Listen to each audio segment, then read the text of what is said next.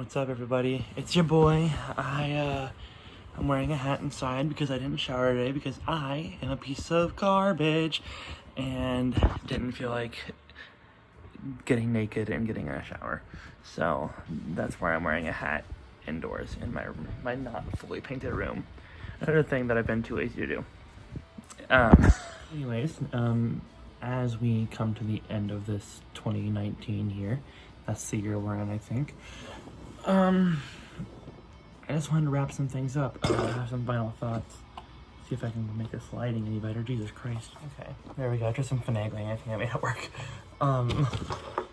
So as this 2019 comes to an end, I don't really do this for anybody but myself, just to see kind of how I am doing every year. And maybe if I make it big one day, I can look back on it and go, look how shitty it was, and like how it's still kind of shitty, but better. Yeah. So, 2019. 2019 was a year. This was a year in which a lot of good things happened. A lot of bad things happened. Well, not a lot really, but just a couple things that sailed through the year. We'll start with the good, because why not? I was cast in Into the Woods at Youngstown State University and as the Baker, which was incredible, such a great experience to be able to take on such a challenging and role in show. Like it's fucking Sondheim, dude. That shit's not easy. After that, I came back home, after making it through the semester with like a 2.7, 2.8, wasn't super happy, but I made it through the semester. But I came back and went back to Ohio University Lancaster for the summer, where I did Legally Blonde, where I played Warner, which was also a very interesting experience. First off, coming back home to this theater where really I started. I mean, it's a toss-up between Lancaster High School and that one, but that's where I really was continuously going after high school, and even during. I've been with that theater program longer than anything, so going back there one more time for Legally Blonde was really interesting after going to a program specifically designed to prepare actors for the professional world. It was interesting, and it was really eye-opening. Really to how incredibly lucky I was to have OUL Theater as my basis, because a lot of what they do is very professional. This isn't an ad for anywhere I go. But yeah, so that was interesting. The experience was fun. It was a role I never really saw myself playing, and I don't really see myself ever playing it again. But I'm glad I got the opportunity to. So flash forward, come back to school. Got cast in Cabaret, the musical, at Youngstown State University, where I took on 3 or 4 roles. So it was Max, Catboy, the customs official. I feel like there's something I'm forgetting in there, but whatever. And that show, I'll delve into that show a little bit more later. But I learned a lot. It was a really good learning experience, and I'm happy that I got the chance to do it. I hope I get to do the show again. And right now, I have just recently been cast in Romeo and Juliet as Tybalt. Tybalt's another role that I never expected to play. I never expected to do Shakespeare, ever. Because I had read Shakespeare in high school like once or twice. I think we read R&J, and then we read Macbeth once. It's something. Something I never really expected to take on, and as I'm starting to break down the script, it's really interesting, and I'm really enjoying it. Another really good thing that happened, and this happened, oh god, I don't remember when. I think we were introduced last year, 2018, as I met Max Franco, who's becoming a very good buddy of mine, who is a composition student. He is helping me bring The Other Side, my original musical, to life. with this beautiful, excellent original scoring that he's bringing to it. There will be details about that, some things that we're planning with that, along with his own personal work soon. But yeah, so keep a lookout for that. But he's been providing me very generously with original scorings for the songs in the musical, and it's really starting to become a thing, like a real thing. And that's been just I can't like not smile when I talk about it. It's becoming it's just so exciting. I'm sorry that I'm talking like so quietly and like reserved. It is actually 1 a.m, so sorry. Okay, taking the glasses off because I keep pushing them up and it's super distracting. Yeah, those are the big, really major events. I also got to go down to South Carolina and visit my dad's side of the family over the summer, and my wonderful girlfriend Lexi went with me and supported me. And we got to put on a memorial concert for him, for my dad, which was, there's videos on YouTube if you want to watch. Go to Canon Memory on YouTube, you can find them. It was a super fun night, where I got to do something I've never done before. Performance in front of a mic, like just concert performance. It was very strange, very unnerving. I hope to do it again. I do. But it was really sweet. It was very emotional, and very much needed, I think, closure-wise. So those are most of the major good things that happened this year. I'm sorry I mentioned right here, my skin's been really dry lately. That's most of the major good things that have happened this year. I'm probably forgetting some things. Oh, I finished this fall semester with a 4.0 average for the semester and a 3.2 cumulative, I think. 3.1 or 2, I don't remember off the top of my head, but it's higher than it's ever been,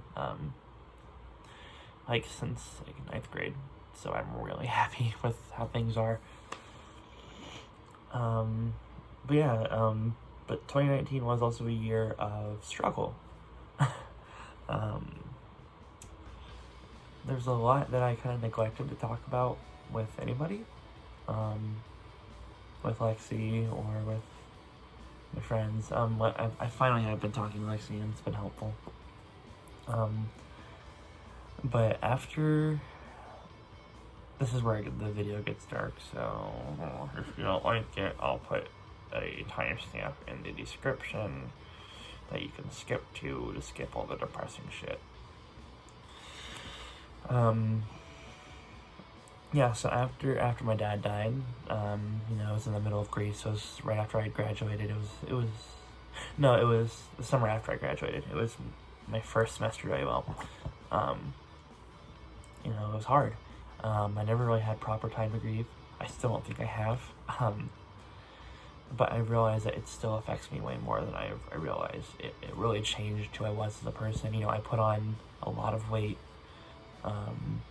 I'm just looking back at old pictures like the skinny little twink. And then here I am with like a beer gut constantly. And realizing that I'm not this wide-eyed romantic teenager anymore has been, it's been a struggle. Realizing that a lot of my youth and quite frankly innocence has been taken is difficult. It's that thing of you're gonna miss the good times when they're gone. I'm shutting my laptop. You'll never have these days again in high school, blah, blah, blah, blah, blah, blah, the whole cliche. Yeah. And that's kind of the overall thing. Financially, I'm a mess. I'm at that point where I'm trying to figure out how to balance work, school, social, romantic, and personal life. Finding time for myself, time for spend with Lexi, time to spend with my friends. Finding friends in Youngstown has been harder than I expected still. I'm getting there. It's starting to happen, but and then working enough hours to pay off my debts and to sustain myself. It's been difficult.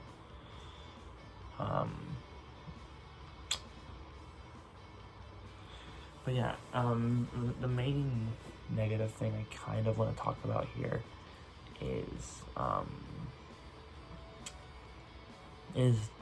depression, and that it comes in a lot of ways, I guess. I always thought I might have been depressed in high school and middle school, but I don't think I quite really realized how bad it could get.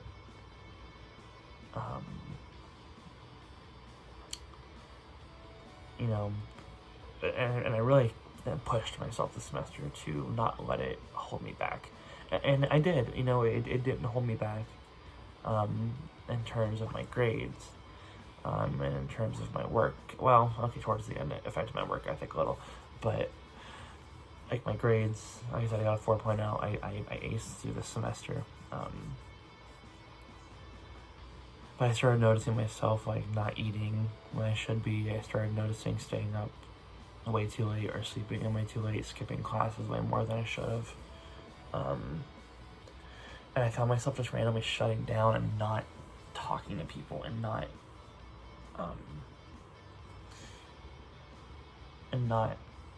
opening up to people, especially those closest to me and those who are with me every day, who ask me if I'm okay, and I'm like, yep, just a weird day,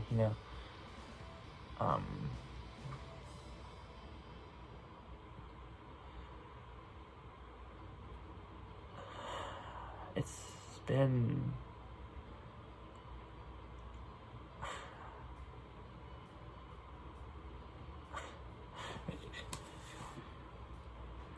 looking back on who I was and who I am now has been very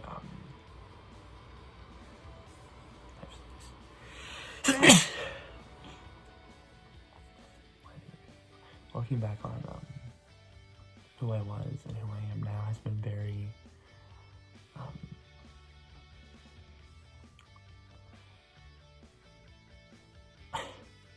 I don't know the word for it. It's been a reality check, I guess. It's been very eye-opening. It's been very real and raw, to realize that I'm not that 16, 17, 18-year-old kid who is 140, 150 pounds and is super hopeful and wide-eyed and dreams of the stars, and romantic. I used to be this person who would write love letters to people that I wasn't even with, and I'd write shows and scenes and songs all the time, and all of that's just kind of been trained. I'm not sure where it went.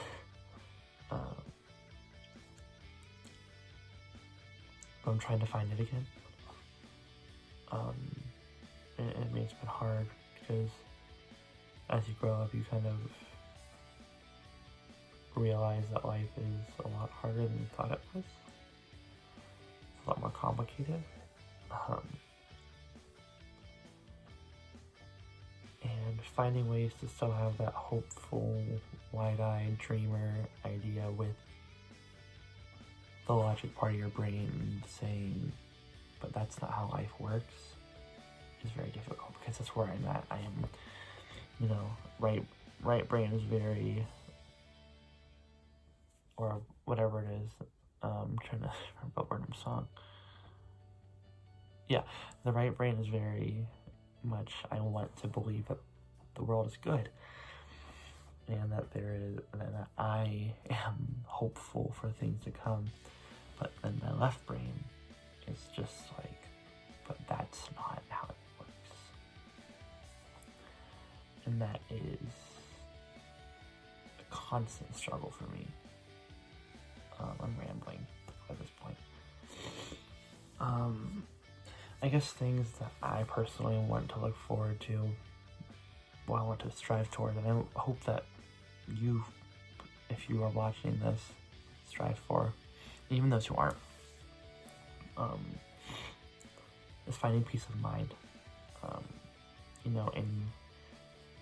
In this world, especially in our country, where there's so much hate and so much fighting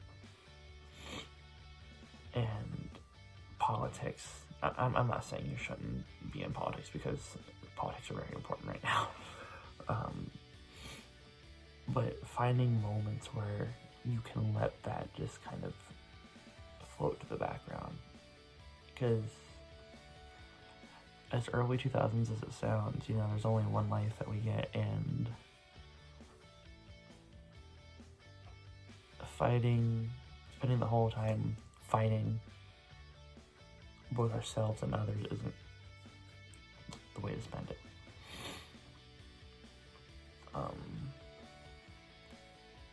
Yeah.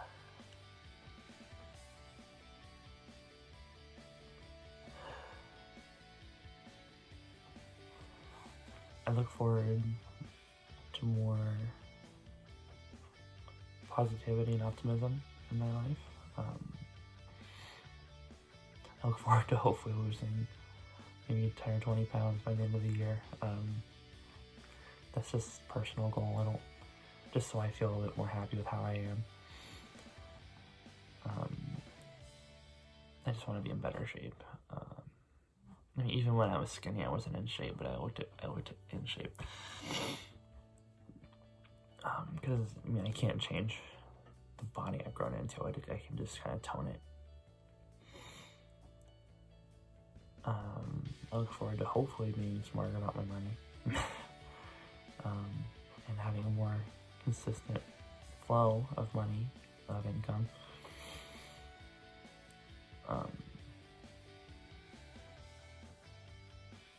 I look forward to another year of music and theater and storytelling. I look forward to bringing my story to life that I've been working on for the past almost 5 years now.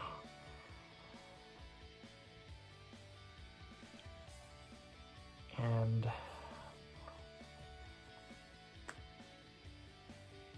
I hope to make it through this year without comparing myself to others as much.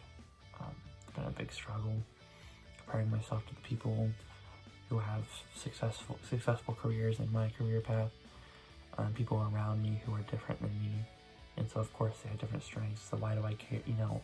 Good for them. Yeah. That's my hope, is that I can start to view myself as a worthy contender in this field and not worry so much about, what the other guy's doing. Because I've had so much, oh, I'm not Broadway quality, I'm not professional quality in my head for the past semester that I just need to say, fuck Broadway quality, fuck professional quality. I need to be Adam quality. I need to be quality enough for myself, not for professional director, Broadway director, or for college director. I need to be enough for myself first.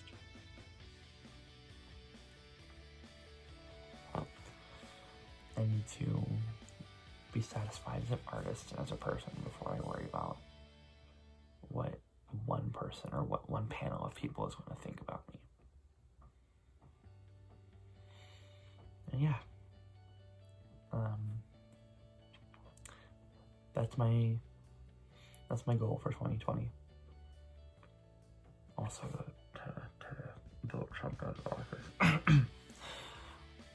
If he's not kicked out by the Senate, which he won't be, but it's fine. We got what we needed. So yeah, this part may or may not make it in the video because I don't know if I'll have it written by then, but here's a song to bring us into the new year of 2020. Today I guess it's officially Christmas Eve. It's the 23rd of December, 24th, whatever. And as of right now, The song is going to be titled 2019, but in Roman numerals. Or, I don't know, maybe 2K19. Because I've written 2K19 and then I've written 2016 or 15 in Roman numerals. I forgot. I did one that was like a spoken word thing. I think it was 2015. So I don't know. I haven't done a year in review type of thing. In the form of a song in a long time. Why not? So yeah, I will see you guys in 2020. Spread positivity, spread joy, be yourself, don't be an asshole. And the people who are the assholes, be kind to them, because they're going through far worse battles than we could ever imagine in our heads. Peace out, guys.